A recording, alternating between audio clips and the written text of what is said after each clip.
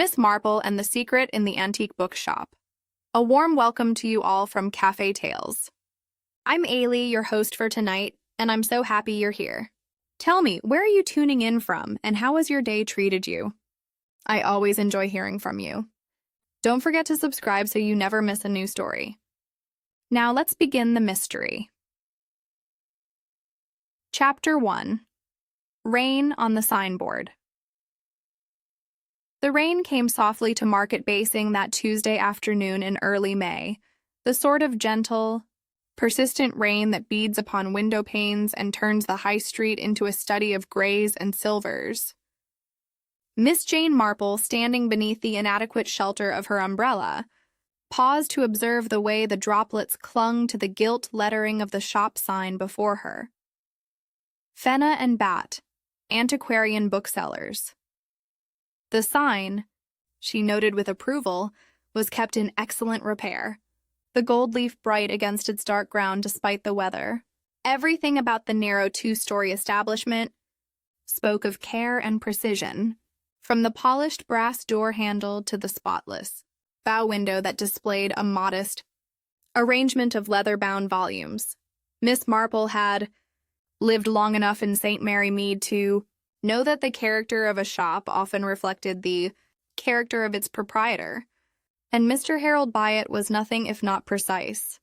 She had met him only twice before, both times at the vicarage, where he had come to value some early sermons that the vicar wished to sell. A thin, upright man with graying hair and rimless spectacles, Mr. Byatt had handled each volume with an almost reverent care, turning pages with a deliberation that spoke of genuine love for his trade. The bell above the door gave a pleasant tinkle as Miss Marple entered, shaking the rain from her umbrella before closing it. The shop was exactly as she remembered it, though she had not been inside for nearly 6 months. The same faint smell of old leather and paper greeted her, underscored by a hint of beeswax from the polished floorboards. To her left, a long counter bore a brass till and several neat stacks of catalog cards. To her right, shelves rose from floor to ceiling, and above, a railed gallery ran along 3 walls, accessible by a handsome rolling ladder that gleamed with recent varnish. No dust on the 4 edges, Mr. Byatt had once remarked with quiet pride, and Miss Marple could see that this was no idle boast. The shop possessed that particular quality of stillness that comes only with meticulous housekeeping. A young woman emerged from behind a curtain at the rear of the shop. Miss Claire Fenner was perhaps 30, with dark hair drawn back in a neat chignon, and an expression of calm efficiency. She wore a gray cardigan over a white blouse, and her fingers, Miss Marple noticed, bore traces of ink. "Good afternoon," Miss Fenner said, her voice low and pleasant. "May I help you?" "Good afternoon, my dear. I'm looking for a volume of Trollope, as to title, but in reasonable condition. It is for a friend who has been unwell, and I thought something restful and long might be just the thing." Miss Fenner's face showed the faintest suggestion of a smile. "A very thoughtful gift. We have several Trollope novels, mostly in the original 3-volume format. If you would care to look, they're on the second shelf to your left under the gallery." As Miss Marple moved toward the indicated shelf, the bell tinkled again. A man entered, bringing with him a breath of damp air and an aura of London sophistication. He was perhaps 45, well-dressed in a Savile Row suit that had not quite escaped the rain, and he carried a slim leather portfolio under one arm. "Ah, Mr. Crispin," Miss Fenner said, and there was something in her tone that Miss Marple's experienced ear caught. A note not quite of warmth, not quite of weariness, but somewhere between the two. "Mr. Byatt has set aside the quarter you inquired about. I shall fetch it." Mr. Lyle Crispin nodded, removing his hat and running a hand through hair that was perhaps a shade too carefully arranged. He had the look, Miss Marple thought, of a man who bought and sold things, a dealer rather than a collector. There was about him that particular smoothness that comes from handling valuable objects and difficult clients.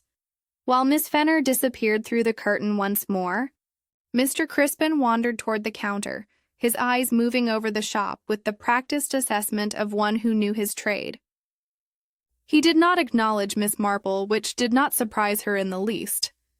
Elderly ladies examining Trollope novels were not, she supposed, of particular interest to a man who dealt in rarities.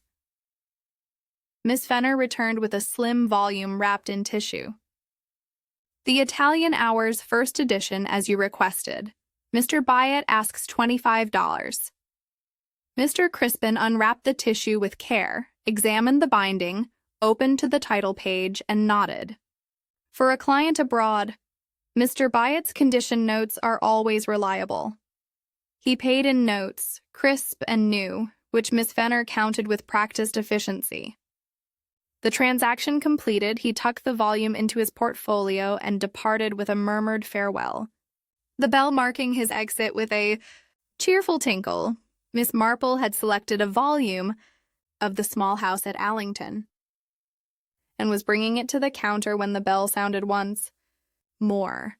The woman who entered was everything Mr. Crispin had not been: fluttery, breathless, and voluble. Oh dear, such rain. "Miss Fenner, how do you do? Is Mr. Byatt available? I've been thinking about that Book of Common Prayer we discussed, the 1662 edition with the Psalter, you remember, and I simply must see it again before I decide. Though I'm quite sure I shall take it. Really, I am almost decided. But one must be certain about these things." Mrs. Elizabeth Carberry, widow of the late magistrate, was known throughout Market Basing for her collection of prayer books and her habit of discussing them at length. She wore a purple coat that had seen better days and carried an enormous handbag from which protruded what appeared to be a church bulletin. "Mr. Byatt is in, Mrs. Carberry," Miss Fenner said with admirable patience. "I believe he is upstairs at the moment, but I shall call him." "Oh, no need to disturb him. No need at all. I shall just look at the prayer books while I wait. You know where I shall be." Mrs. Carberry bustled toward a corner shelf near the bow window, still talking, though to whom was not entirely clear. Miss Fenner turned to Miss Marple. "The Trollope. Miss, Marple? Miss Jane Marple, I am staying with my nephew at Old Hall for a few days. The book is 7 and 6, I believe," as Miss Fenner made change from a 10-shilling note. A voice called from above, "Claire, have we the large atlas? The Bleu? A gentleman wrote inquiring about it yesterday." Mr. Byatt's head appeared over the gallery rail. He was in his shirt sleeves, and Miss Marple noticed that even at the end of a working day, his collar remained crisp. "It is on the top shelf, Mr. Byatt, near the ladder." "Ah, yes, I see it. Heavy beast? I shall fetch it down and make a note of the condition." Miss Marple watched as Mr. Byatt moved along the gallery toward the rolling ladder. The ladder stood against the rail at the far end, its brass fittings gleaming. Outside, the rain continued its soft patter, and somewhere down the high street, a motor car passed with a hiss of wet tires. It was precisely 10 minutes to 5. Miss Marple gathered her parcel and her umbrella, but something made her pause. Some instinct developed over many years of observing the small details that others missed. She glanced up at the gallery where Mr. Byatt was positioning the ladder, then at Miss Fenner, who had returned to sorting catalogue cards at the counter, then at Mrs. Carberry, who was examining prayer books with the aid of the magnifying glass drawn from her capacious handbag. A perfectly ordinary scene in a perfectly ordinary bookshop on a rainy May afternoon, and yet Miss Marple's knitting bag slipped from her arm, spilling its contents across the floor. It was not entirely an accident. As she stooped to gather wool and needles, she found herself positioned to observe the lower portion of the gallery, the base of the ladder, the exact angle of the wheels upon the polished floorboards. Above her, Mr. Byatt reached for the massive atlas. The rain continued to fall, soft and insistent upon the gilt sign outside. Chapter 2, A Ladder, a Fall. The sound when it came was not dramatic. There was first a faint rumble, wheels against wood, barely audible beneath the whisper of rain against the windows. Then a pause, almost imperceptible, as though the world itself had drawn breath. And finally, a single dull impact that seemed to absorb all other sound in the shop. Miss Marple, still on her knees gathering the contents of her knitting bag, felt the vibration through the floorboards before she understood its meaning. She looked up sharply. Mr. Byatt lay at the base of the gallery, some 6 feet from where the rolling ladder now stood.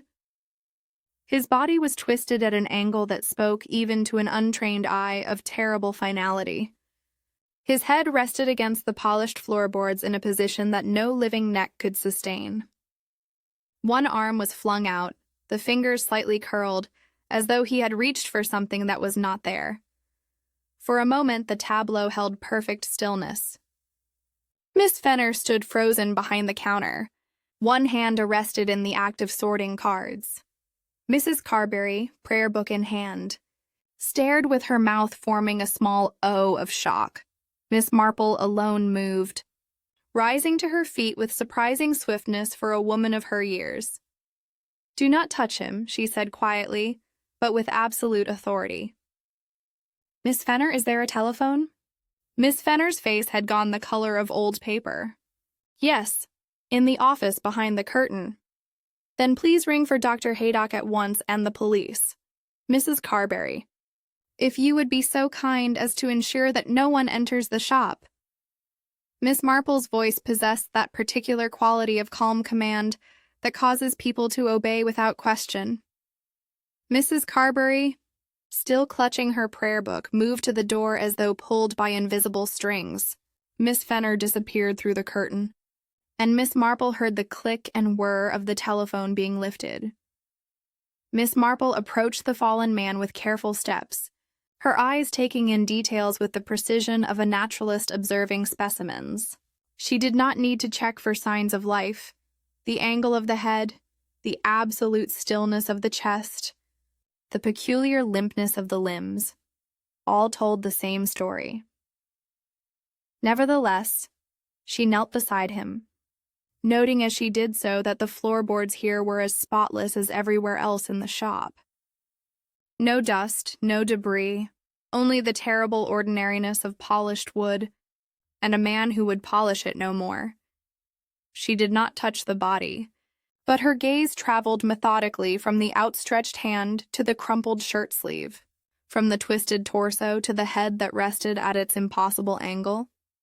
The rimless spectacles had fallen some inches away, one lens cracked in a perfect star pattern. Her attention moved to the ladder.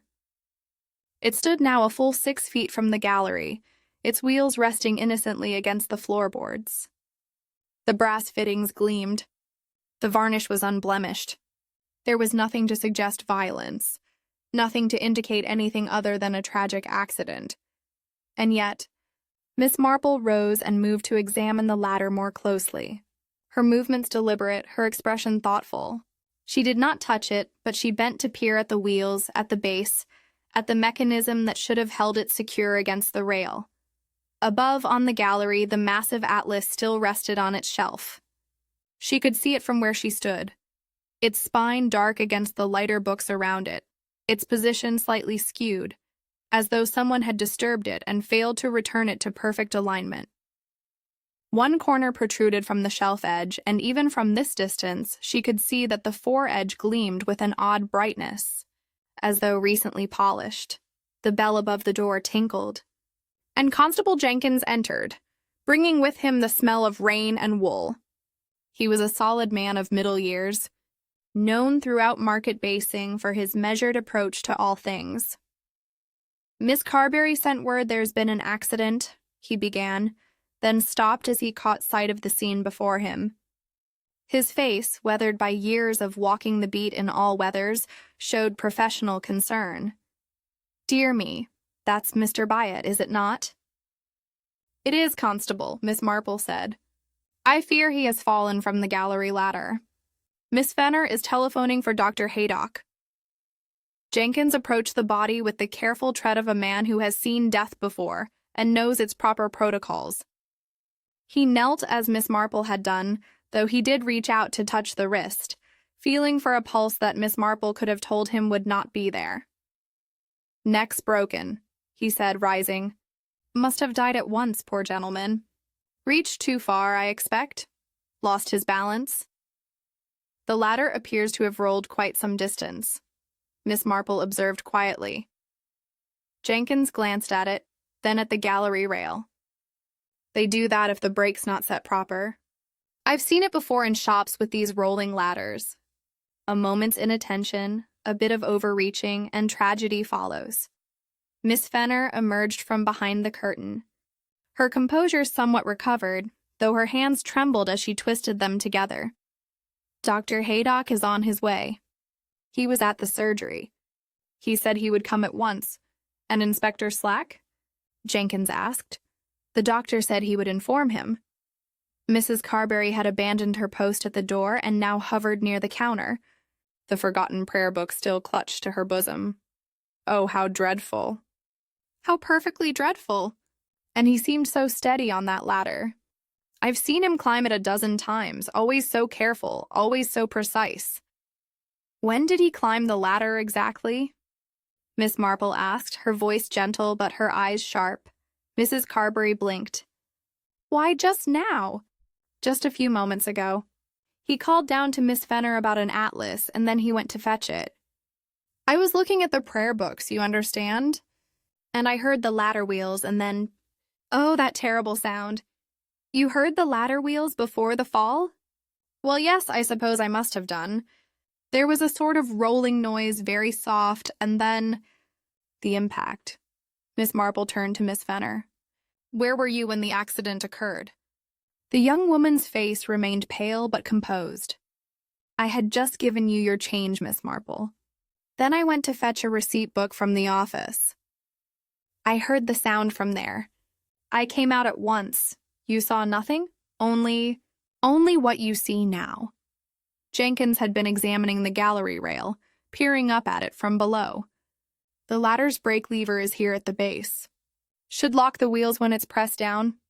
Must not have been engaged proper. Mr. Byatt was most particular about such things," Miss Fenner said quietly. "He always checked the brake before climbing."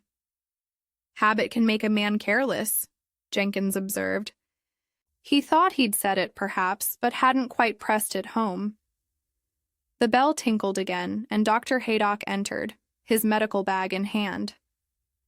He was a spare man with keen eyes and a brisk manner, known for his forthright speech and his intolerance of nonsense.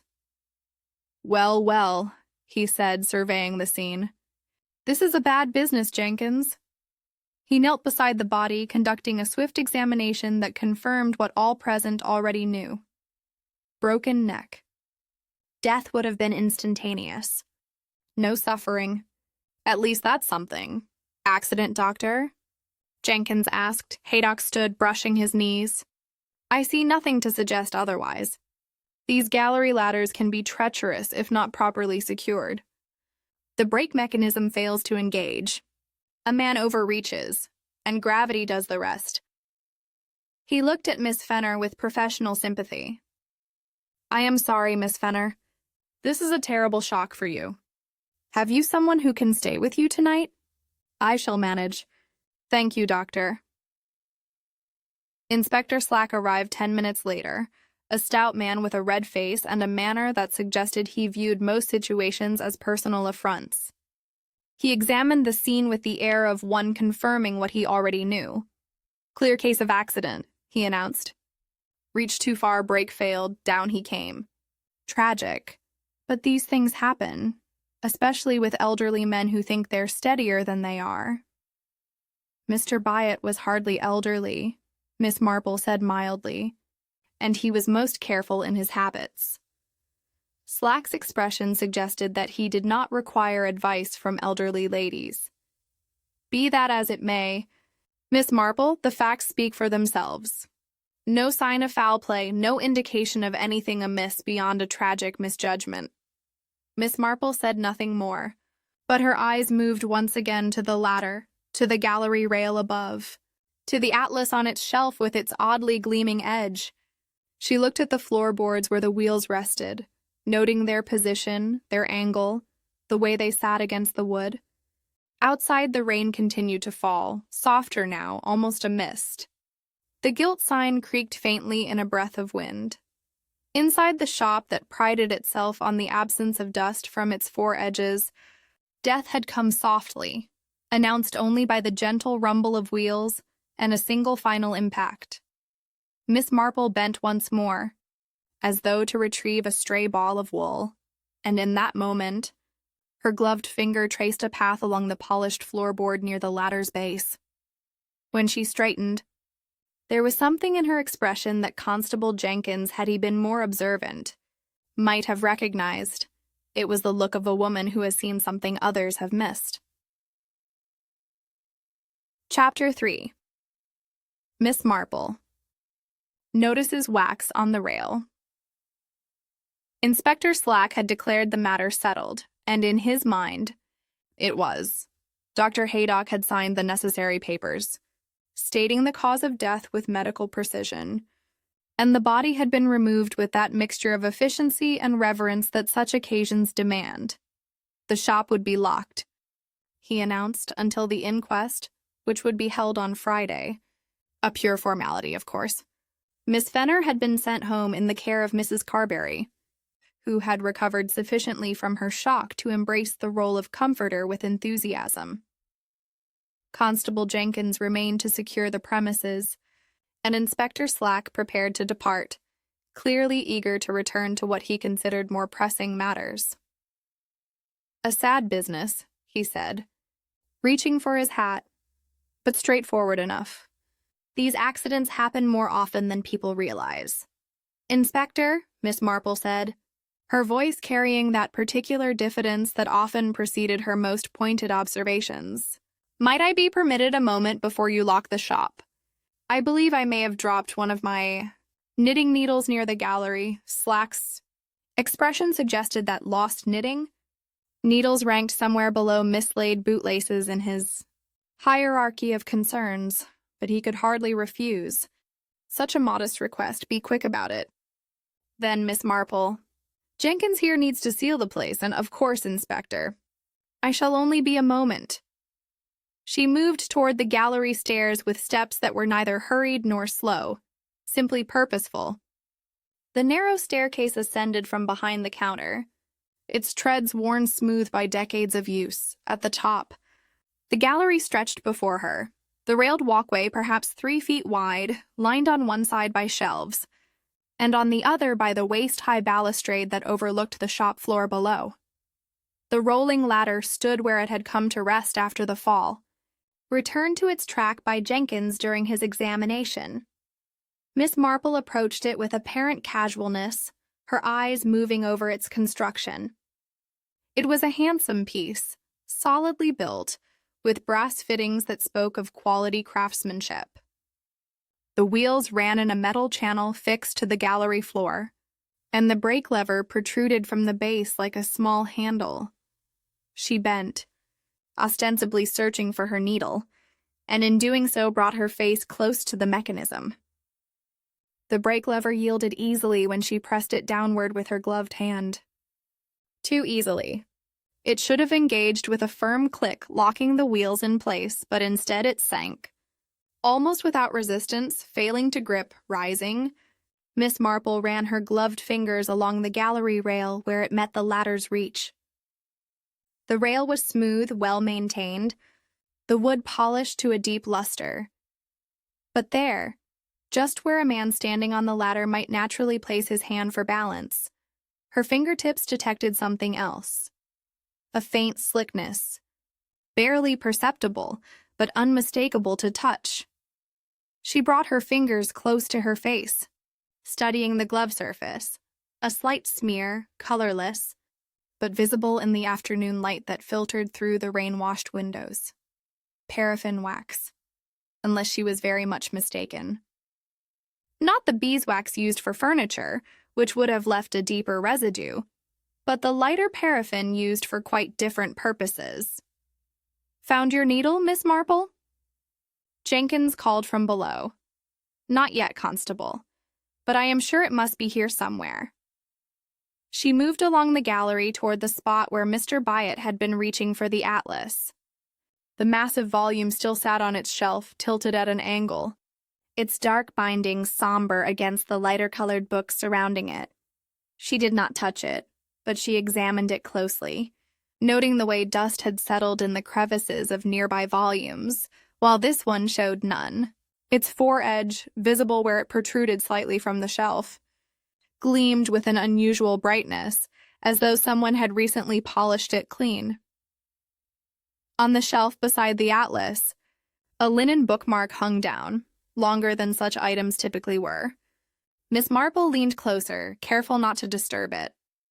The bookmark's lower end was finished not with the usual frayed edge or simple hemmed cut, but with a small brass eyelet, the sort used for lacing boots or securing luggage tags.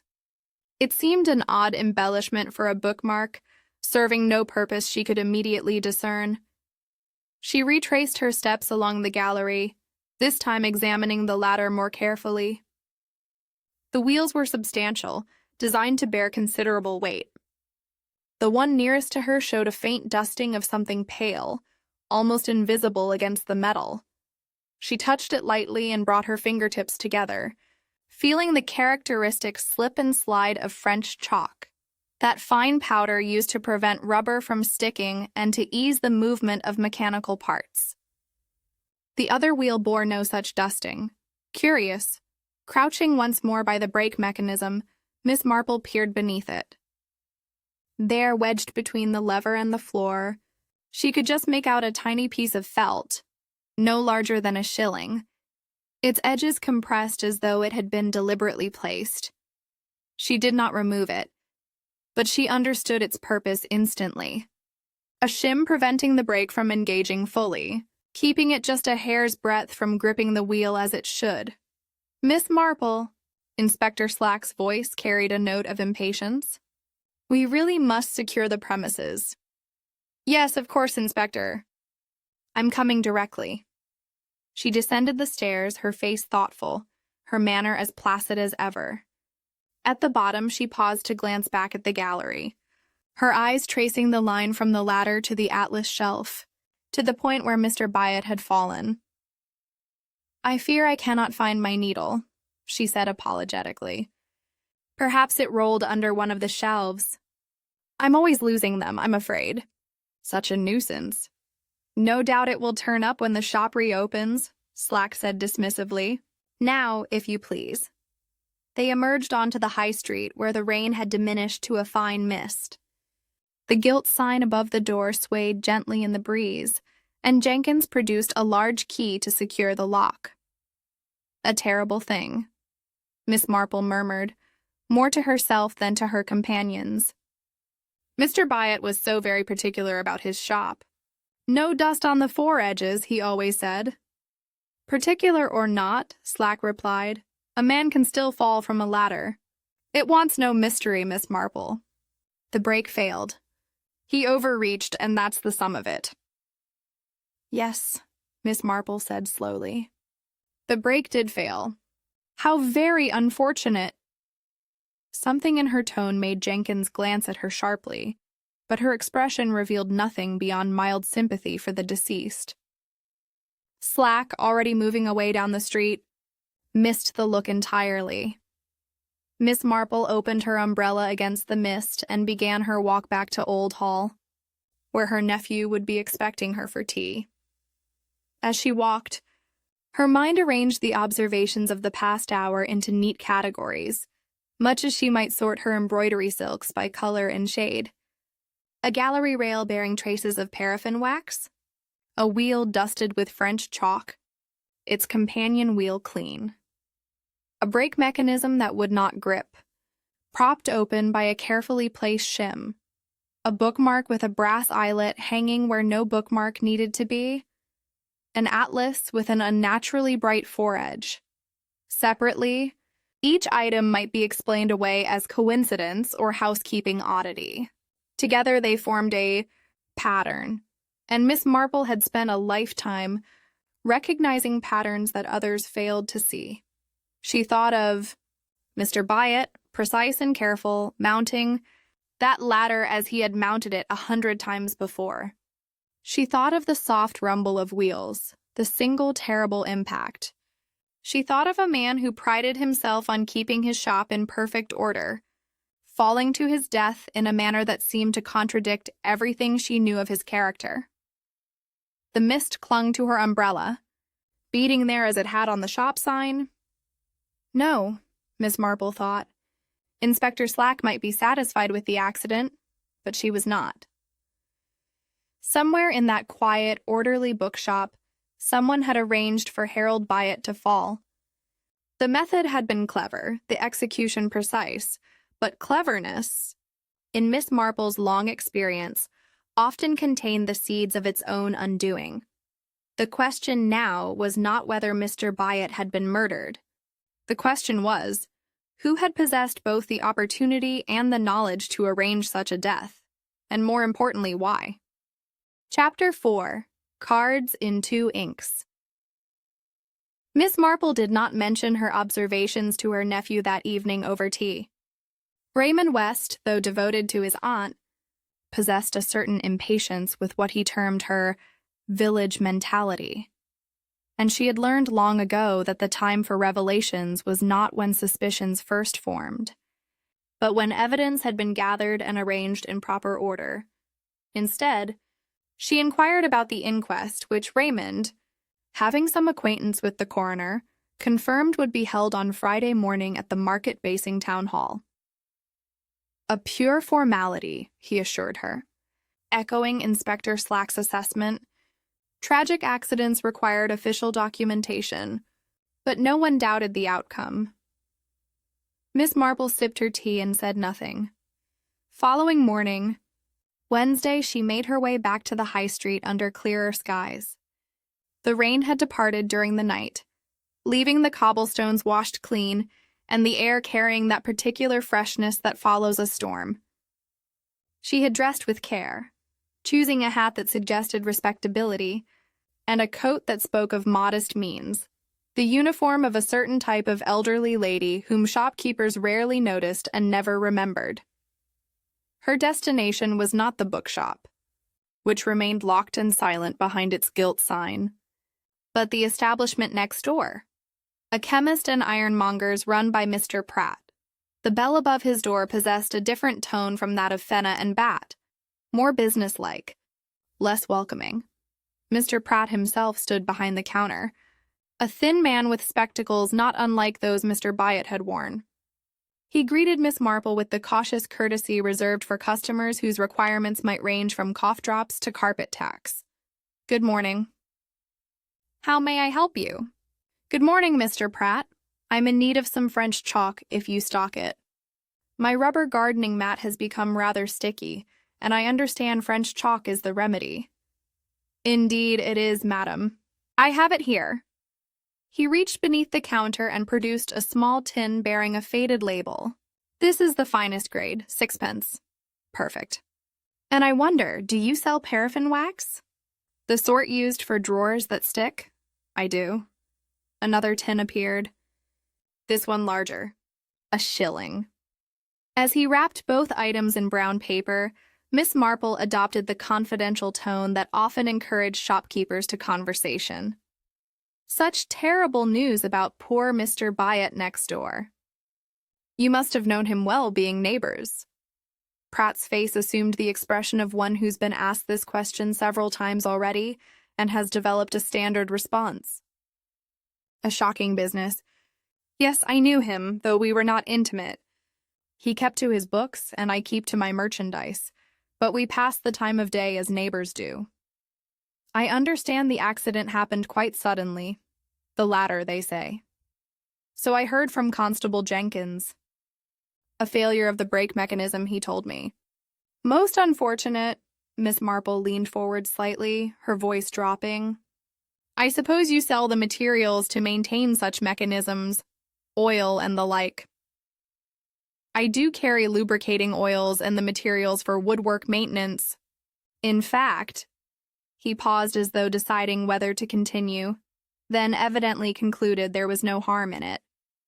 I sold a tin of French chalk only yesterday morning and a cake of paraffin the day before. Strange how these things come in runs. Yesterday morning? How curious. Did you happen to notice who purchased them? Pratt's expression suggested he was not accustomed to such detailed inquiries about his transactions. But something in Miss Marple's demeanor, a quality of sympathetic interest rather than mere nosiness, prompted him to answer. A young lady. She said the chalk was for a rubber mat, as you did. The paraffin was purchased by someone else a day earlier. I cannot recall who precisely. We sell a good deal of it this time of year, for garden furniture and such. I do not suppose you also stock linen tape and brass eyelets. I have a luggage tag that needs mending. I have both, as it happens. The eyelets come with a small punch tool for setting them. Quite popular with those who do their own repairs. Miss Marple purchased a length of linen tape and declined the eyelets, explaining that on reflection she would simply replace the entire tag.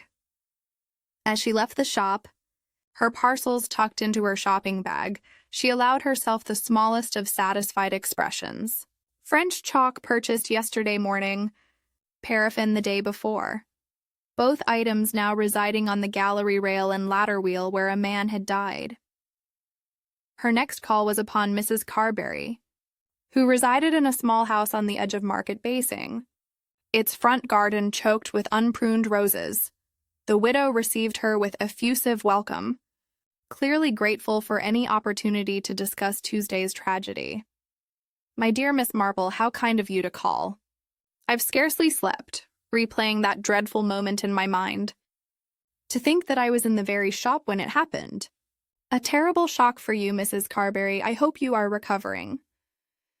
As well as can be expected. Miss Fenner is bearing up bravely, poor thing. I saw her yesterday evening and she seemed quite composed, though one could see the strain beneath. To lose one's employer so suddenly and in such circumstances, they settled in Mrs. Carberry's cluttered sitting room, where prayer books occupied every available surface. Miss Marple admired several, noting their condition and bindings with an enthusiasm that was not entirely feigned. She had, after all, grown up in an era when such volumes were treasured. This one is particularly fine, Mrs. Carberry said, producing a book of common prayer bound in dark leather. The 1662 edition with Psalter. Mr. Byatt sold it to me only last month. He was always finding such treasures for my collection. Miss Marple opened the volume carefully, her experienced fingers recognizing good craftsmanship. Between the pages, pressed and preserved, lay a small violet, its purple petals flattened but intact. Beside it, in pencil, someone had written the date, 1913. How charming, Miss Marple murmured. A pressed flower. So often one finds these in old books, little memories preserved. Yes, is it not delightful? Mr. Byatt pointed it out to me. He said it added to the book's character. Miss Marple examined the flower more closely. The pencil date appeared to overlay a faint erasure, as though a previous notation had been removed.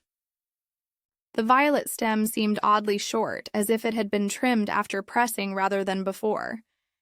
You must have quite a substantial collection now. Do you keep a catalogue? Oh, I leave such things to the experts. Mr. Byatt always handled the paperwork. Miss Fenner was particularly helpful in that regard. She has such beautiful handwriting, and she understands these old books as well as Mr. Byatt did.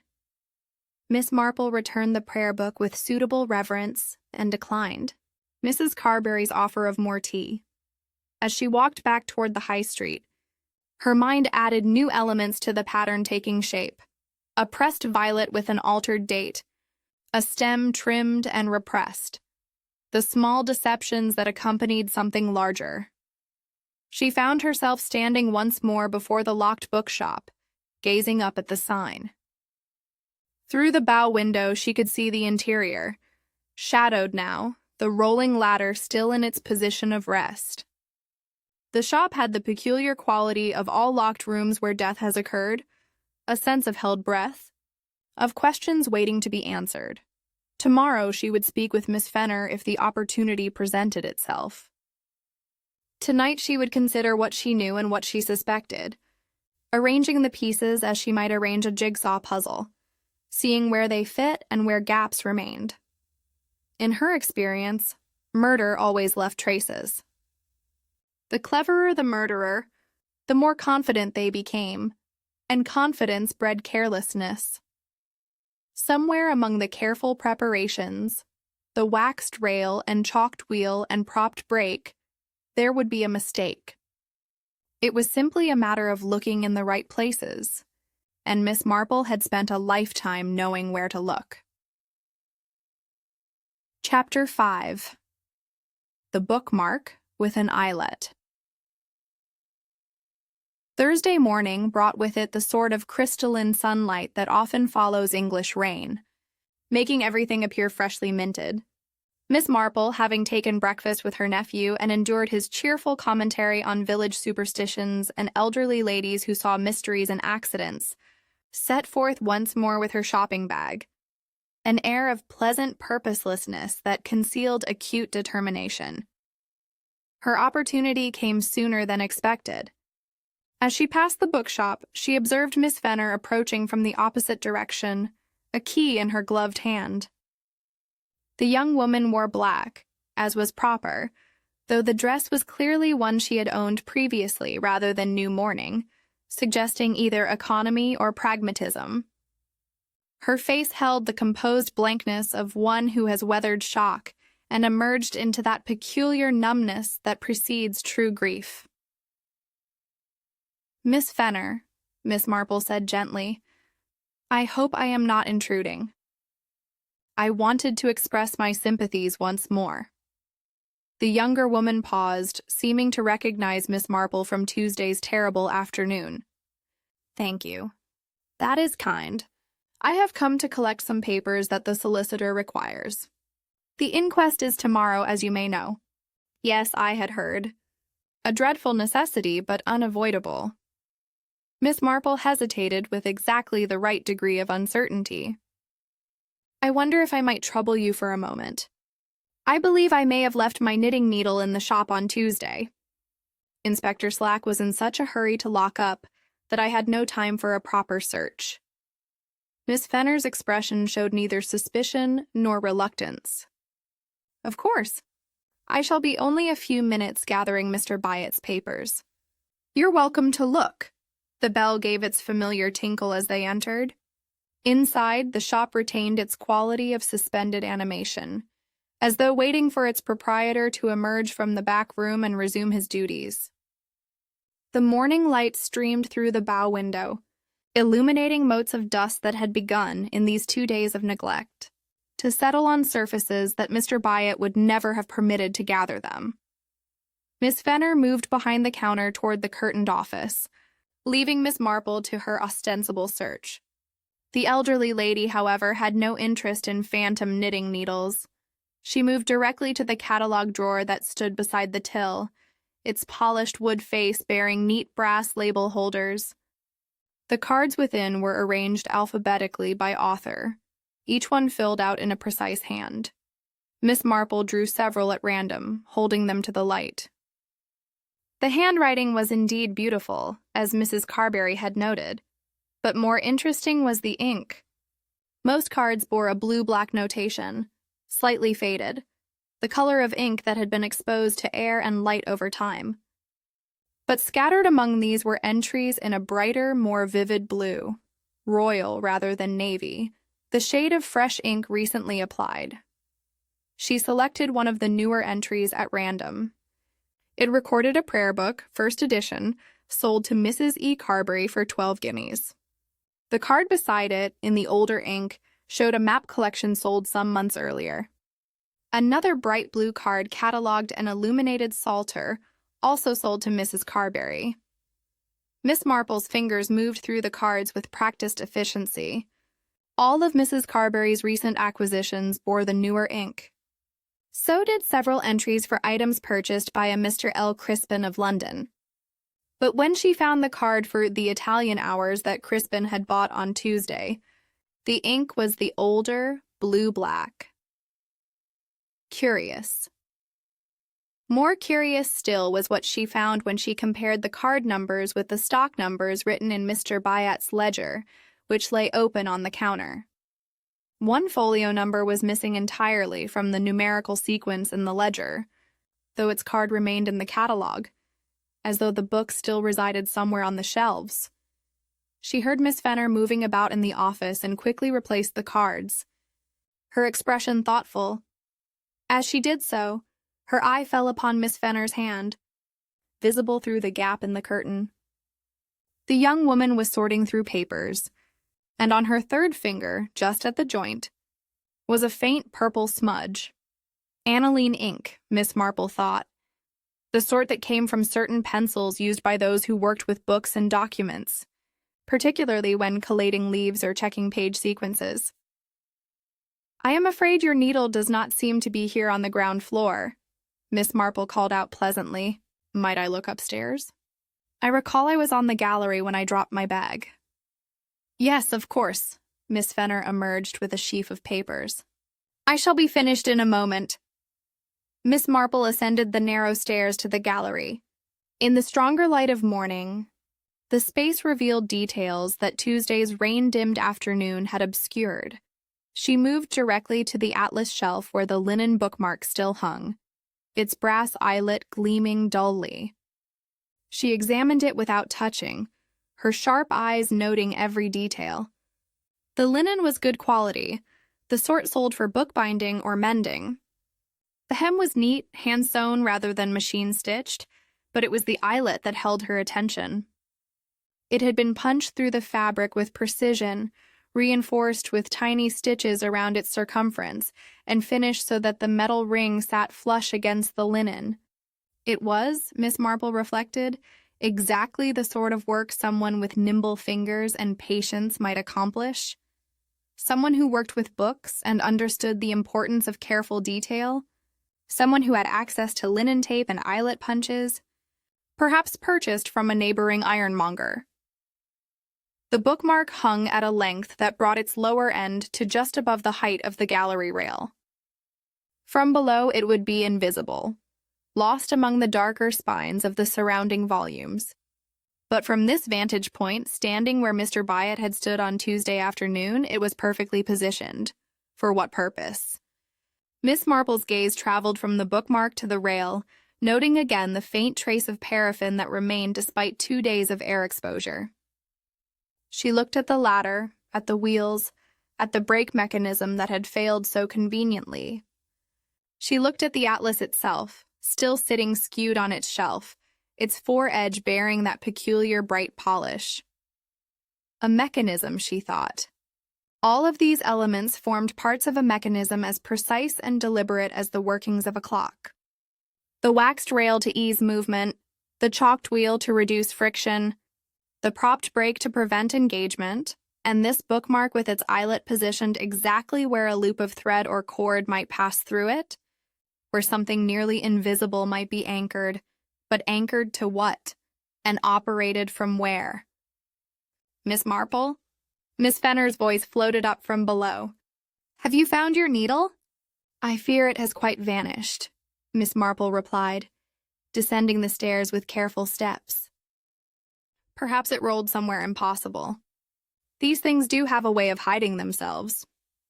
Miss Fenner stood by the door, papers in hand, clearly ready to depart. Her composure remained absolute, her expression revealing nothing beyond mild concern for Miss Marple's lost property. "I am sorry you did not find it. If it turns up, I shall ensure it is returned to you." They emerged onto the high street together, and Miss Fenner locked the door behind them with a finality that seemed to close more than just a shop. As they parted with mutual courtesies, Miss Marple found herself studying the young woman's retreating figure. Claire Fenner walked with the measured step of one who has learned to move quietly through spaces where silence is valued. Her hands, even gloved, suggested competence.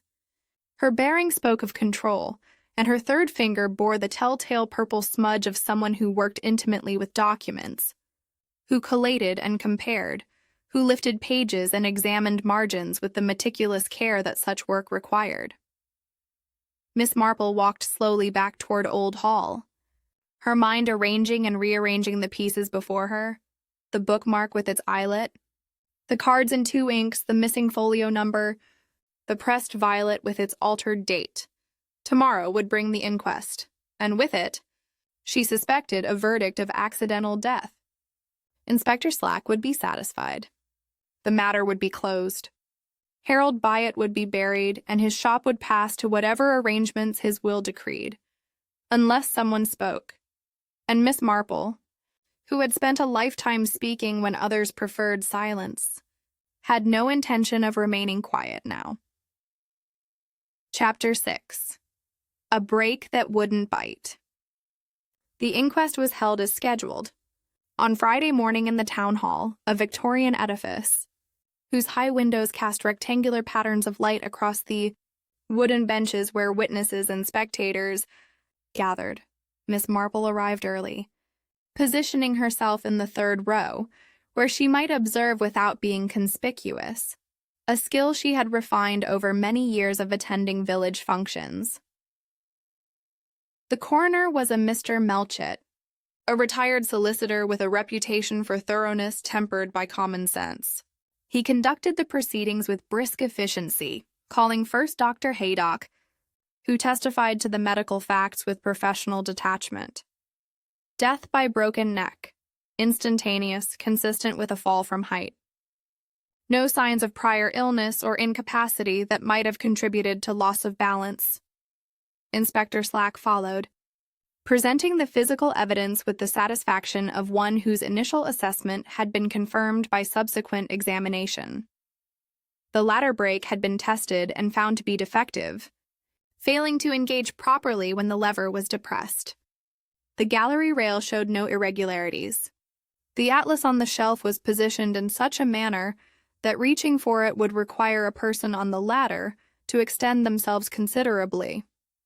Miss Marple listened with outward passivity, her hands folded over her handbag, but her mind registered every word, every inflection, every omission. Constable Jenkins was called next. He testified that he had been standing near the shop door at the time of the accident, sheltering from the rain while on his beat. He had heard the bell ring twice in quick succession shortly before 5.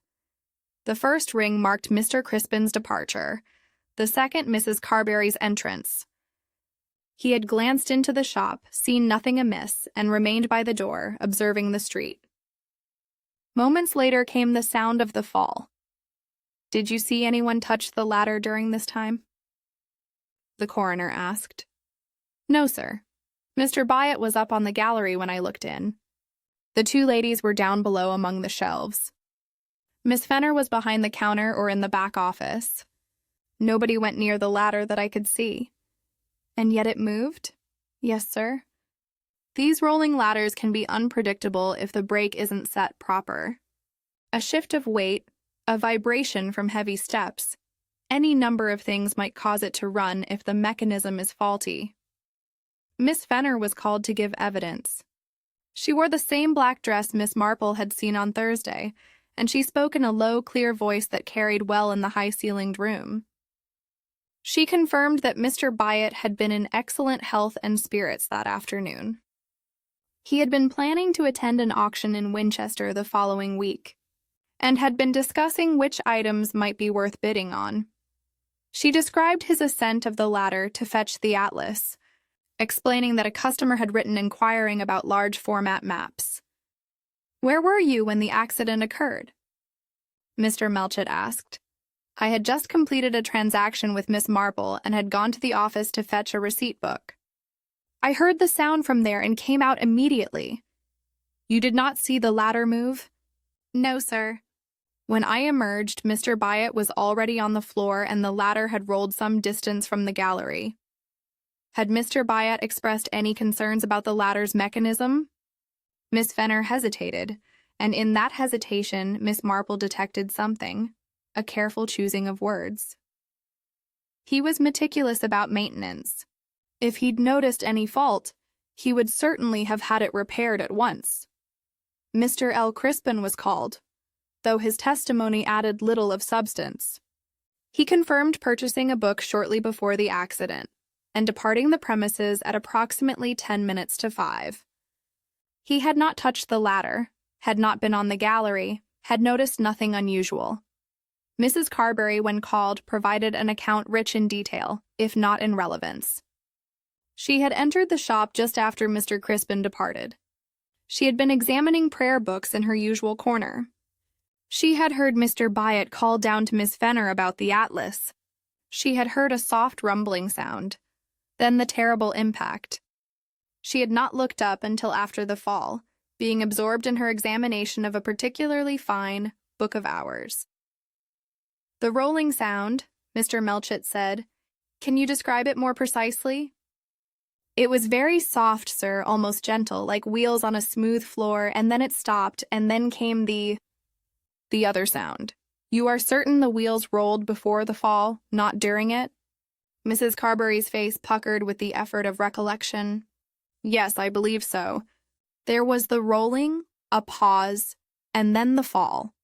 Though it all happened so quickly, one cannot be entirely certain." Miss Marple was not called to testify, having little to add to what others had observed. She watched, however, as Mr. Pratt was summoned. The ironmonger confirmed that he sold various maintenance supplies, including French chalk and paraffin wax, items commonly used for household purposes. When asked if he recalled any recent purchases of these items, he mentioned selling French chalk to a young lady on Tuesday morning and paraffin to someone the day before, though he could not recall to whom. "And what would French chalk be used for?" the coroner inquired. "Many purposes, sir. Preventing rubber from sticking, easing movement of mechanical parts, absorbing moisture. It's quite versatile." The coroner did not pursue this line further, and Pratt was dismissed. The verdict, when it came, surprised no one except perhaps Miss Marple, and then only in its swiftness: accidental death. The brake mechanism of the rolling ladder had failed to engage properly, causing it to move when weight was shifted. Mr. Byatt, reaching for a heavy volume, had been caught off balance when the ladder rolled beneath him. A tragic accident, but one for which no individual bore responsibility. Inspector Slack looked vindicated. Dr. Haydock looked relieved to have the matter concluded. Miss Fenner's expression revealed nothing beyond appropriate solemnity. As the gathering dispersed, Miss Marple found herself standing beside Constable Jenkins in the vestibule. The officer was replacing his helmet, preparing to resume his duties. "A sad business, properly concluded," he remarked. "Indeed, Constable. Tell me, you mentioned hearing the bell ring twice. Are you quite certain of the timing?" Jenkins paused, his hand on his helmet. "Quite certain, Miss Marple. I was checking my watch, being nearly the end of my patrol. First ring at 8 minutes to 5, that was Mr. Crispin leaving. Second ring at 7 minutes to, that was Mrs. Carberry entering. I stood by the door from about 6 minutes to until 2 minutes past the hour. The fall happened at 3 minutes to 5. And you saw no one approach the ladder during those minutes?" "Not a soul. It's a mystery how it came to roll, but roll it did. These old mechanisms can be treacherous." Miss Marple thanked him and made her way out into the sunlight. The market square was busy with Friday commerce, vendors calling their wares, housewives bargaining over vegetables. Life continued as it always did, indifferent to tragedy. But Miss Marple was not indifferent. As she walked slowly back toward Old Hall, she considered what had been said, and more importantly, what had not been said, a break that wouldn't bite. A young lady purchasing French chalk on the very morning of the death. Wheels that rolled before the fall, not during it, suggesting the ladder had begun moving while Mr. Byatt still stood steady upon it. And through it all, the careful testimony of Miss Claire Fenner, whose third finger bore purple stains, and whose catalog cards showed 2 different inks. The inquest had closed the matter officially. Miss Marple, however, was only beginning to open it. Chapter 7. Receipts. margins, and an oppressed violet. The weekend passed with the peculiar slowness that follows official conclusions. Market basing, having satisfied itself that Mr. Byatt's death was accidental, turned its attention to other matters. The bookshop remained closed, awaiting the resolution of the estate, and Miss Fenner was said to be staying with a cousin in the next village. Miss Marple, however, spent Saturday afternoon in a manner that would have puzzled her nephew had he known of it. She called once more upon Mrs. Carberry, armed this time with a request that she hoped would not seem unusual coming from an elderly lady with bibliophile interests. "My dear Mrs. Carberry, I've been thinking about our conversation regarding your prayer book collection. I wonder if you might permit me to examine them more closely. I've always been fascinated by early printed books, and yours sound quite remarkable." Mrs. Carberry needed no further encouragement. Within moments, Miss Marple found herself surrounded by leather-bound volumes, each one produced with evident pride. The widow's knowledge, though delivered in a fluttering manner, was considerable. She knew her editions, her bindings, her provenance. Miss Marple selected 2 volumes that Mrs. Carberry identified as recent acquisitions from Mr. Byatt. Both were first editions, both in excellent condition, both bearing the hallmarks of careful restoration. She examined them with the thoroughness of a scholar, turning pages with delicate precision, holding leaves up to the window light, running her fingers along the bindings. In the margins of the first volume, she found what she was looking for: tiny pinpricks, barely visible, appearing at regular intervals through certain signatures. The pricks were positioned at the same line on each page where they occurred, as though something had been stitched there and later removed. She said nothing, merely turning more pages, her expression one of mild admiration. The second volume revealed something more subtle. At the foot of one gathering, a catchword, that small guide word printed to indicate the first word of the following page, appeared in ink fractionally brighter than the surrounding text. It was expertly done, almost undetectable, but Miss Marple had examined enough old documents in her time to recognize fresh ink, attempting to mimic aged pigment. "They are quite beautiful," she said truthfully. "Mr. Byatt clearly had excellent judgment in selecting them for you." "Oh, he was wonderful that way. He always said that Miss Fenner helped him spot the finest copies. She has such an eye for detail, you know. She would spend hours going through new acquisitions, checking every page. How thorough." Mrs. Carberry reached for another volume, the one containing the pressed violet. "This is perhaps my favorite. The flower is such a charming addition, do you not think?" Miss Marple examined the violet once more, this time with greater attention. The stem had definitely been shortened after pressing, the cut edge clean and recent compared to the darkened petals. The pencil date overlaid an erasure, visible when held at an angle to the light. Someone had carefully removed one date and substituted another. "May I ask what you paid for these volumes?" Miss Marple inquired gently. "I hope you do not think me impertinent, but I am considering beginning a small collection myself, and I should like to know what such items command." Mrs. Carberry saw nothing impertinent in the question. She consulted a small notebook where she recorded her purchases. The first was 12 guineas, the second 15, and this one with the violet was 10. Mr. Byatt always gave me fair prices. Never. The inflated rates one encounters in London. Miss Marple performed swift mental arithmetic. Nearly $40 for 3 books, a substantial sum. Yet Mrs. Carberry seemed to consider it reasonable. If the books had been doctored, pages lifted from lesser copies and inserted to create superior versions, then their actual value might be considerably less than what had been paid. She accepted tea and spent another quarter hour in pleasant conversation before taking her leave. As she walked back through Market Basing, her mind worked through implications.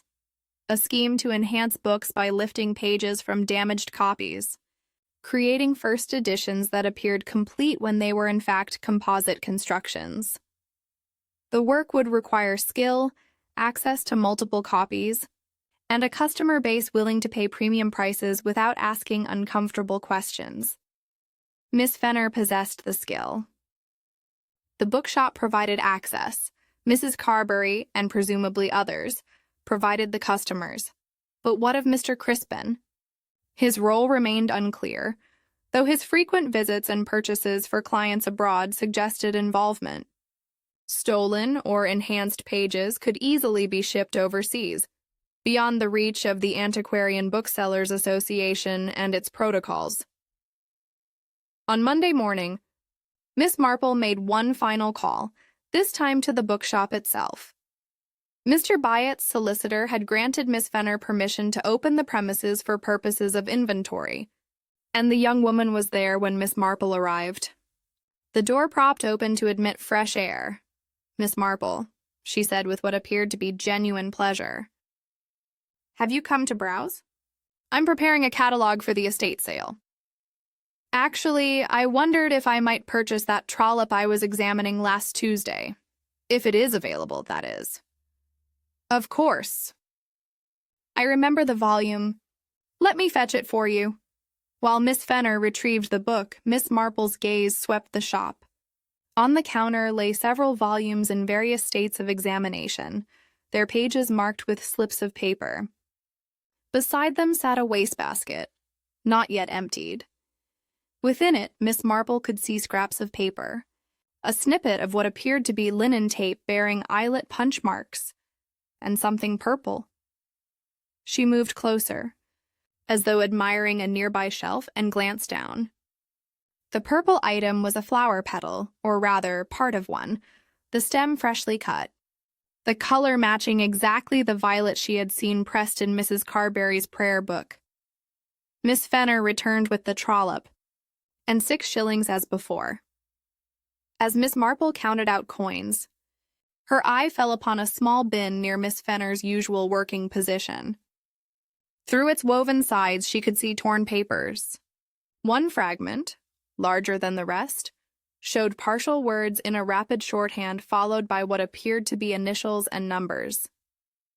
"Your handwriting is quite beautiful," Miss Marple remarked, nodding toward the catalog cards. "I noticed it before. Such precision must be valuable in this work." Mr. Byatt always said that proper records were the foundation of the trade. Miss Fenner's voice was steady, but something flickered in her eyes. A weariness. Perhaps, or recognition that this elderly customer was more observant than most. Miss Marple accepted her wrapped parcel and departed, but not before noting one final detail. Behind the atlas on its high shelf, barely visible from below but clear from a certain angle near the counter, something dark and thin stretched between the shelf edge and the balustrade below. It might have been a shadow, or a crack in the wood, or something else entirely. She walked home slowly, her package under her arm, her thoughts arranging themselves into a pattern that grew ever clearer. The mechanics of the murder were nearly complete in her mind.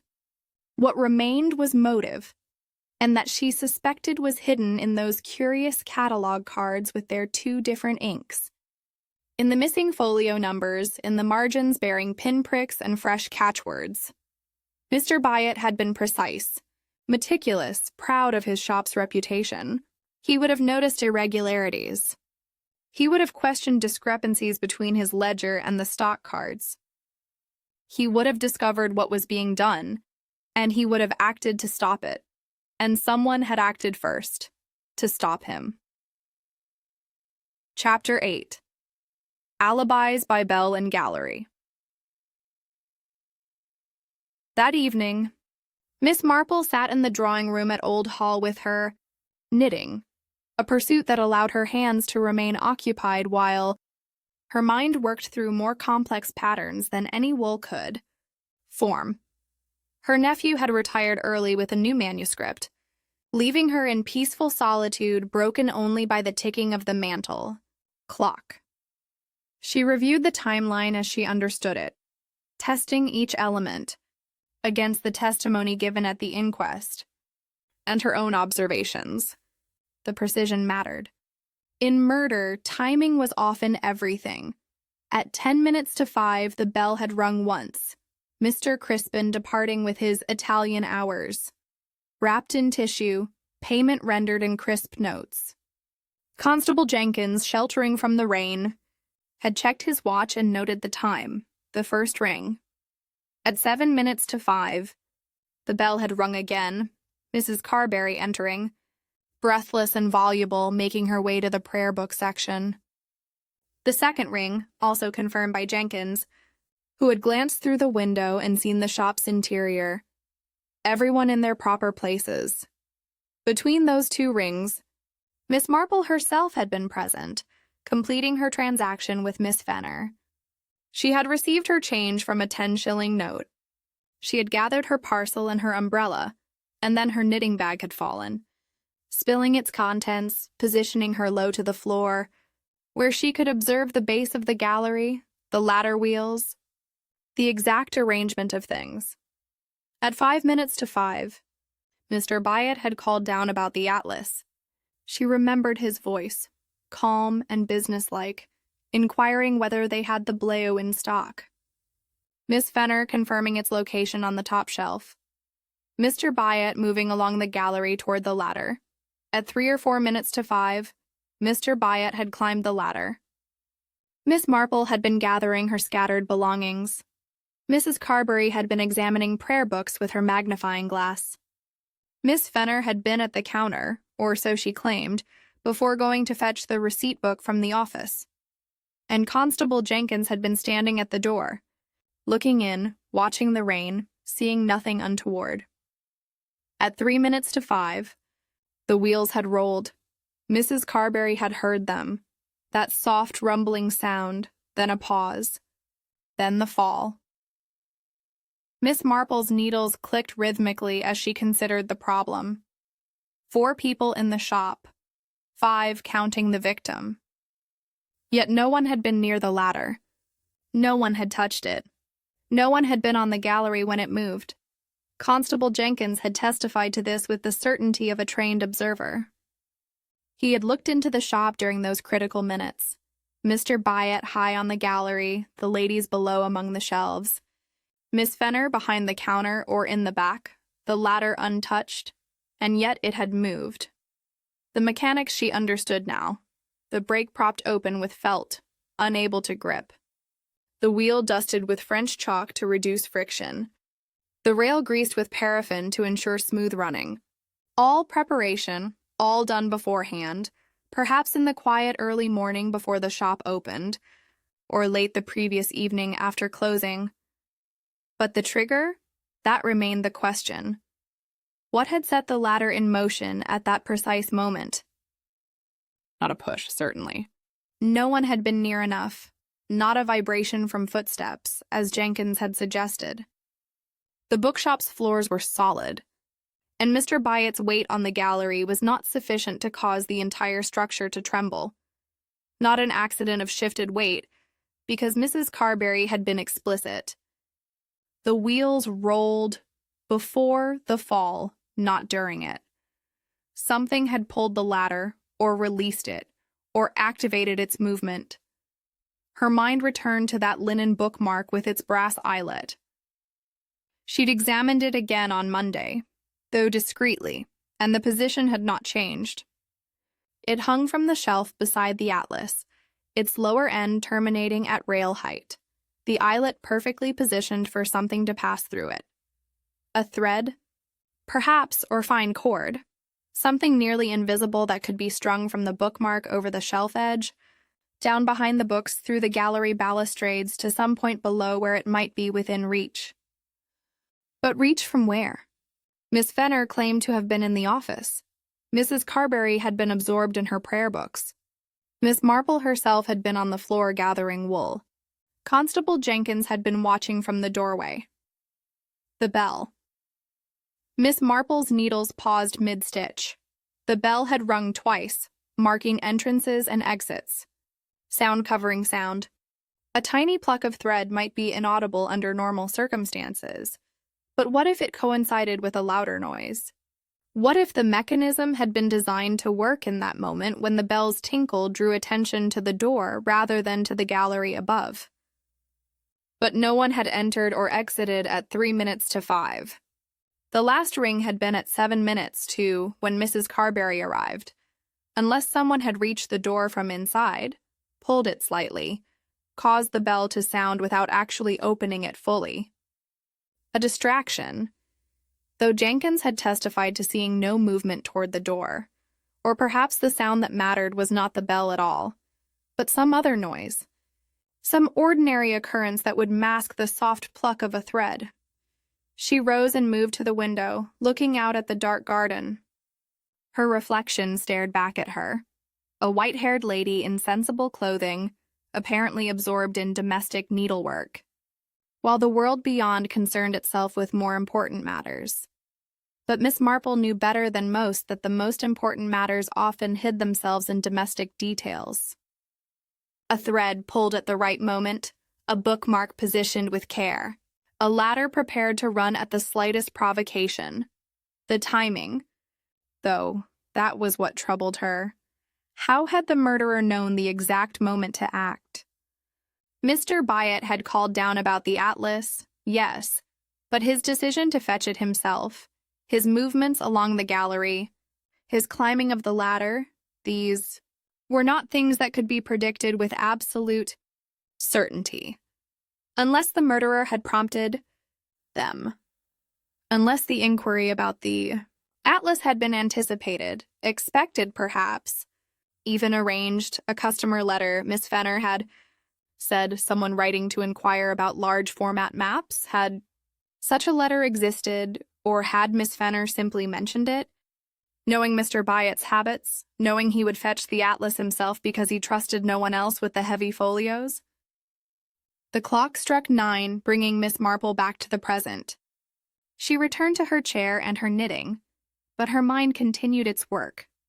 Tomorrow she would speak with Constable Jenkins again, not formally, but casually, the way one encountered local officials in village streets. She would ask about sightlines, about what exactly he had seen through that bow window during those critical minutes. And she would consider again the position of each person in the shop, not just where they claimed to be, but where they must have been to accomplish what had been done. 4 people below, 1 person above, a ladder that moved with no visible hand upon it. Someone had pulled that thread, someone with access to the mechanism, knowledge of the timing, and reason to want Harold Byatt dead. Miss Marple's money, as her nephew would have said in his modern idiom, was increasingly on Miss Claire Fenner, whose catalog cards showed 2 inks, and whose waistbin held violet petals and snippets of eyelet-punched linen. But suspicion was not proof, and Miss Marple required proof before she would speak to Inspector Slack, who had already dismissed the matter as accident and would not welcome having it reopened by an elderly lady with theories about bookmarks and threads. Chapter 9. Atlas Folio and a Length of Silk. Tuesday morning brought Miss Marple once more to Market Basing High Street, though this time her destination was not immediately the bookshop. She encountered Constable Jenkins near the post office, a meeting that might have appeared coincidental to the casual observer, but which Miss Marple had timed with considerable care. "Good morning, Constable."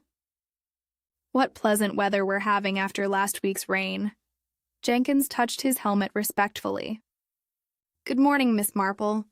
Indeed, much improved. I trust you are well." "Quite well, thank you." "I've been thinking about poor Mr. Byatt. Such a tragedy. You were so close when it happened, practically a witness." "Close enough, though I saw nothing that could have prevented it. These accidents happen in the blink of an eye." Miss Marple adjusted her shopping bag, her manner conversational. "When you looked through the window, you mentioned seeing everyone in their places.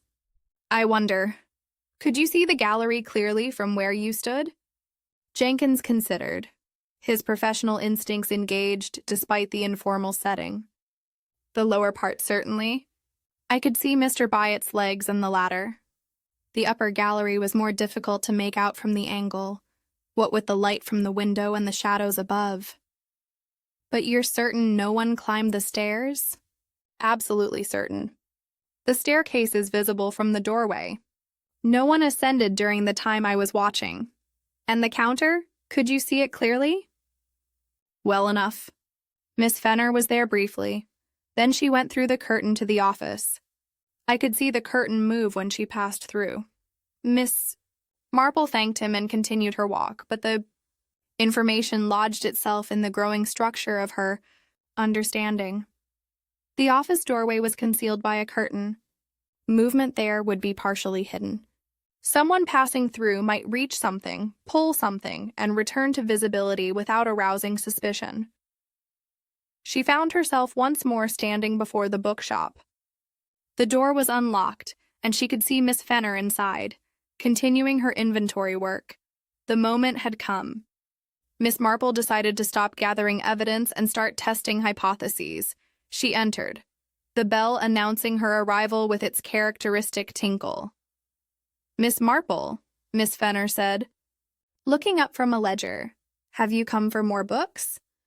I'm afraid the selection is becoming rather picked over as I sort things for the estate."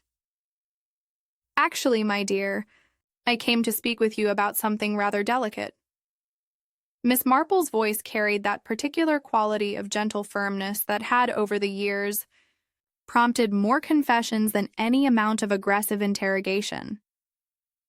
"I believe you know what I am going to say." Miss Fenner's composure did not waver, but her hand stilled on the ledger page. "I am not certain I do." "Then let me be plain. Mr. Byatt did not die by accident." The ladder was prepared to move, carefully and deliberately, and it was set in motion by someone who understood both the mechanism and the timing required. "That is a serious accusation. Miss Marple." The young woman's voice remained level, but color had risen in her cheeks. "It is not an accusation, my dear. It is an observation. Whether it becomes an accusation depends on what we find when we examine the evidence together." Miss Marple moved toward the gallery stairs. "Would you mind accompanying me? I should like to show you something, for a moment." She thought Miss Fenner might refuse, might order her from the shop, might summon Constable Jenkins, but instead the young woman set down her pencil and followed Miss Marple up the narrow staircase, her footsteps silent as always. On the gallery, Miss Marple approached the atlas shelf. The massive volume still sat there, undisturbed since the day of Mr. Byatt's death. The linen bookmark hung beside it, innocent and ordinary to any eye that did not know what to look for. "May I?" Miss Marple asked, and without waiting for permission, reached carefully behind the atlas. Her fingers found what they sought: a length of black silk thread, remarkably fine, nearly invisible against the dark spines of the surrounding books. She drew it out carefully, tracing its path. It ran from the bookmark's brass eyelet, over the shelf edge down behind the rows of books, through one of the decorative balusters that supported the gallery rail, and then downward toward the shop floor below. She followed its course, Miss Fenner silent beside her. The thread continued down, secured at intervals to prevent sagging, until it reached a point just above the counter, where it was fixed to the edge of a nail that protruded slightly from the woodwork. A nail that would be within easy reach of someone standing at the till or passing through to the office beyond. "Ingenious," Miss Marple said quietly. A single pull would lift the bookmark through the eyelet. The bookmark was positioned to catch under the brake lever, which had already been propped open with a felt pad. Once lifted, the brake would disengage completely, and with the wheel chalked and the rail waxed, the ladder would run freely. All it required was the proper moment, when Mr. Byatt was reaching for his atlas, off balance, with no chance to catch himself. Miss Fenner said nothing. Her face had gone very pale. Miss Marple turned to face her. The sound of the bell would cover the tiny noise of the thread being pulled, or perhaps the sound of rain against the windows. Either way, no one would hear it. Constable Jenkins was watching, but he could not see the thread from his position. The clever part was cutting it afterward, removing the felt shim, making everything appear ordinary. The atlas edge was polished to hide where the thread had dragged across the dust. Very thorough. Why are you telling me this? Miss Fenner's voice was barely above a whisper. Because I believe you deserve the opportunity to explain before I speak to Inspector Slack. I have seen the catalog cards in 2 inks. I have examined the book sold to Mrs. Carberry and found evidence of pages lifted and replaced. I have found violet petals in your waste bin, matching a flower that was trimmed and repressed to alter its date. I have seen the materials purchased from Mr. Pratt, French chalk and paraffin, linen tape, and eyelets. Miss Marple's expression was not unkind. You were running a scheme, my dear, lifting pages from damaged books, creating composite volumes that appeared to be pristine first editions. Mr. Crispin was your partner, taking enhanced items for his clients abroad. It must have been profitable. But Mr. Byatt discovered the discrepancy in his ledgers.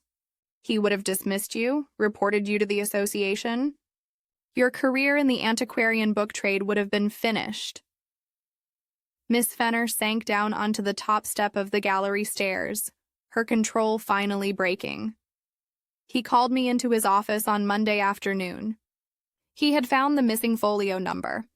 He showed me the ledger, the cards that did not match.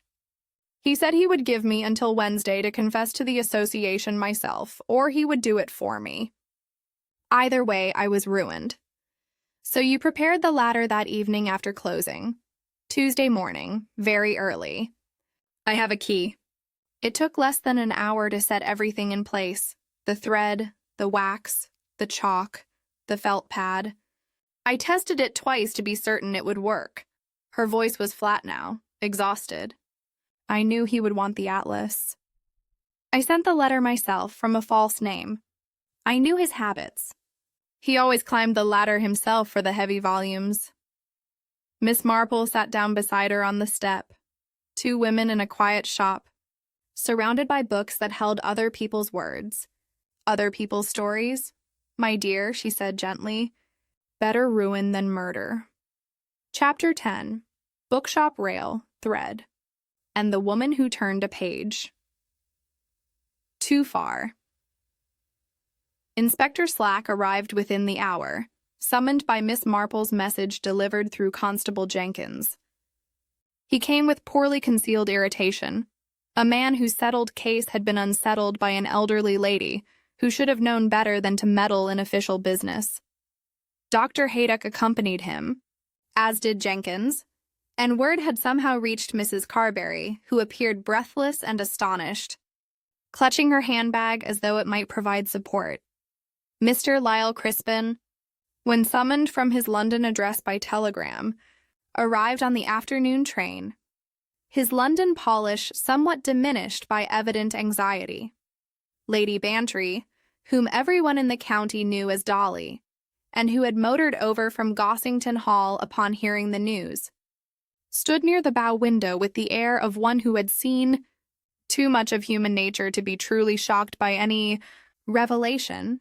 They gathered in the bookshop, this unlikely assembly, while Miss Fenner sat behind the counter with the composure of one who has confessed and now awaits judgment.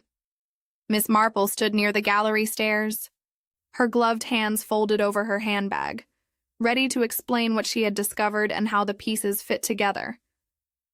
I must protest this entire proceeding, Slack began, his face redder than usual. The inquest delivered a clear verdict, accidental death. There is no cause to resurrect the matter based on speculation. It is not speculation, Inspector, Miss Marple said with quiet authority. It is evidence, and I believe you will find it compelling once examined. She gestured toward the gallery. If you would be so kind as to accompany me upstairs, I shall demonstrate the mechanism by which Mr. Byatt was murdered. They ascended, a peculiar procession filling the narrow gallery with an unwanted crowd. Miss Marple indicated the atlas on its shelf, still slightly askew, and the linen bookmark hanging beside it. The method was elegant in its simplicity, she began. The ladder was prepared beforehand. The brake mechanism was propped open with a small felt pad, preventing it from engaging properly. One wheel was dusted with French chalk to reduce friction. The gallery rail was treated with paraffin wax to ensure smooth movement. She pointed to each element as she spoke. Slack's expression shifted from irritation to attention as Constable Jenkins confirmed the presence of the felt pad still lodged beneath the brake lever where Miss Marple had first observed it. But the crucial element was this. Miss Marple carefully extracted the black silk thread from behind the atlas, tracing its path as she had done earlier for Miss Venner. The thread ran from this brass eyelet on the bookmark, down through the balusters, to a point near the counter, where it could be pulled by someone standing at the till or passing through to the office. Dr. Haydock examined the thread with professional interest. Nearly invisible, and strong enough to lift the brake lever. The brake was already propped open, Miss Marple explained. The thread merely needed to lift it free of the wheel entirely. Once released, with the rail waxed and the wheel chalked, the latter would roll at the slightest shift of weight. Good Lord, Crispin muttered, his smooth facade cracking. You are saying Claire murdered him with threads and wax? I am saying that someone with knowledge of Mr. Byatt's habits, access to the shop at all hours, and sufficient motive to risk everything prepared this mechanism, and used it on Tuesday afternoon at precisely 3 minutes to 5. Inspector Slack, to his credit, was now examining the evidence with the thoroughness that his position required. The timing would need to be exact. How could the murderer know when to pull the thread? Because the murderer arranged for Mr. Byatt to climb the ladder at that specific time, Miss Marple replied. A letter was sent, inquiring about the atlas. Mr. Byatt, being meticulous, would certainly fetch it himself to verify its condition before quoting a price. The murderer knew his habits, knew he would climb that ladder, knew the approximate moment it would occur. She turned to address the group assembled below in the shop. Mrs. Carberry had pressed herself against a bookshelf, her face showing dawning horror. Lady Bantry watched with sharp intelligence. The motive lay in a scheme that had been operating for some months, Miss Marple continued. Pages were being lifted from damaged or incomplete books and inserted into other volumes to create apparently pristine first editions. These enhanced books were then sold at premium prices to collectors who trusted Mr. Byatt's reputation. She gestured toward Mrs. Carberry. Your prayer books, dear Mrs. Carberry, are not quite what you believe them to be.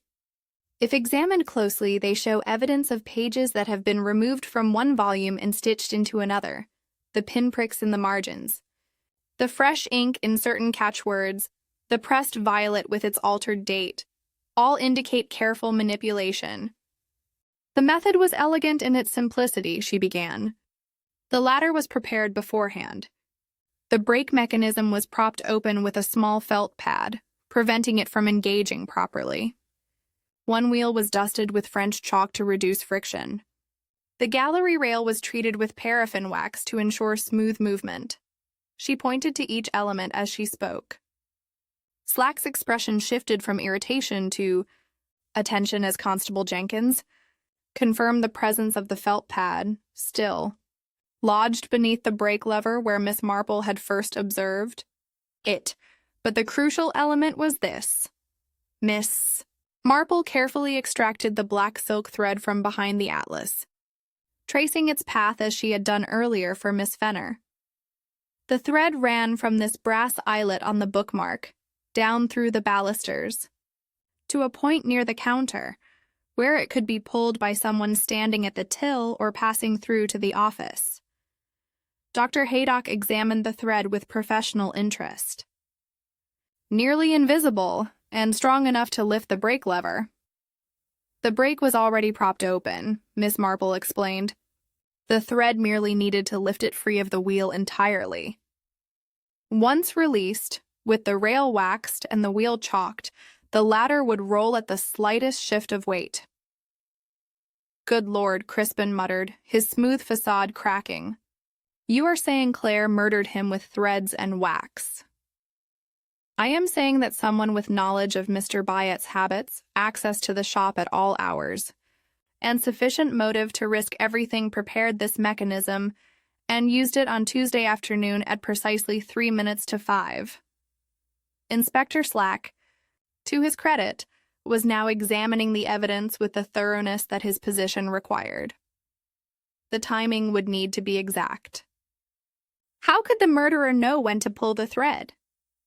Because the murderer arranged for Mr. Byatt to climb the ladder at that specific time, Miss Marple replied. A letter was sent, inquiring about the atlas. Mr. Byatt, being meticulous, would certainly fetch it himself to verify its condition before quoting a price. The murderer knew his habits, knew he would climb that ladder, knew the approximate moment it would occur. She turned to address the group assembled below in the shop. Mrs. Carberry had pressed herself against a bookshelf, her face showing dawning horror. Lady Bantry watched with sharp intelligence. The motive lay in a scheme that had been operating for some months. Miss Marple continued. Pages were being lifted from damaged or incomplete books and inserted into other volumes to create apparently pristine first editions. These enhanced books were then sold at premium prices to collectors who trusted Mr. Byatt's reputation. She gestured toward Mrs. Carberry. Your prayer books, dear Mrs. Carberry, are not quite what you believe them to be. If examined closely, they show evidence of pages that have been removed from one volume and stitched into another, the pinpricks in the margins, the fresh ink in certain catchwords, the pressed violet with its altered date, all indicate careful manipulation. Mrs. Carberry made a small sound of distress. The catalogue cards maintained by Miss Fenner showed 2 different inks. Miss Marple went on. The older blue-black for legitimate stock, the newer royal blue for doctored items. A missing folio number in Mr. Byatt's ledger corresponds to a cut that still exists, suggesting a book that was broken up for its pages but still listed as available. Crispin had grown very pale. I purchased items in good faith. If there were irregularities in their provenance, I knew nothing of it. You purchased single pages and illuminated leaves for clients abroad, Miss Marple said, her tone suggesting she did not entirely believe his protestation of innocence. Items that could be shipped easily and sold without questions being asked. Whether you understood the full scope of Miss Fenner's activities or merely chose not to inquire too closely, I leave to Inspector Slack to determine. She descended the stairs, the others following, until they stood once more on the shop floor. Miss Fenner had not moved from her position behind the counter, her face a study in resignation. Mr. Byatt discovered the discrepancies, Miss Marple said, addressing Slack directly now. He confronted Miss Fenner on Monday afternoon. He gave her until Wednesday to confess to the Antiquarian Booksellers Association, or he would report her himself. Either way, her career would be finished, her reputation destroyed. She could not afford that disgrace, and so she chose murder instead. Miss Fenner, Slack's voice carried official weight. Do you wish to make a statement? Claire Fenner looked up, meeting his gaze with unexpected steadiness. He would have ruined me, she said quietly. Everything I had worked for, everything I had built. He was so rigid, so absolute in his precious principles. One mistake, and he would have destroyed my entire future. It was not one mistake, my dear, Miss Marple said gently. It was months of deliberate fraud, and Mr. Byatt was right to demand accountability. I know, Miss Fenner's voice broke slightly. I know that now. But at the time, all I could see was ruin. So I arranged for the ladder to fail, thinking it would appear accidental. And it nearly did, Slack said grimly. It would have, if Miss Marple had not noticed what others missed. Lady Bantry moved to Miss Marple's side, her voice carrying across the shop. All those quiet details, Jane, the wax on the rail, the thread through the eyelet. How did you see them when everyone else saw only an accident? Miss Marple smiled faintly. Shops that pride themselves on their quiet, my dear Dolly, often rely on very small noises to tell the truth. The pluck of a thread, the tinkle of a bell. One simply needs to listen carefully and observe what those small noises conceal. Inspector Slack moved to take Miss Fenner into custody, Constable Jenkins at his side. As they prepared to leave, Miss Fenner turned back to look at the shop one final time, at the books that had been her life's work and her undoing. Better ruin than murder, Miss Marple said softly, repeating the words she had spoken earlier. Libraries can mend what is torn, my dear, lives less easily. The afternoon sun slanted through the bare window, illuminating dust motes that danced in air, stirred by so many people in a space accustomed to solitude. The gilt sign outside creaked gently in a breath of wind, and somewhere down the high street, another shop bell tinkled as ordinary commerce continued its eternal round. Justice had been served, though not gently. Truth had been uncovered, though not without cost. Miss Marple gathered her belongings and accepted Lady Bantry's offer of a ride back to Old Hall. As they departed, she cast one final glance at the bookshop, at its serene ranks of volumes holding stories of other lives, other crimes, other mysteries solved and unsolved. The latter stood silent against the gallery rail, its brass fittings gleaming innocently in the afternoon light.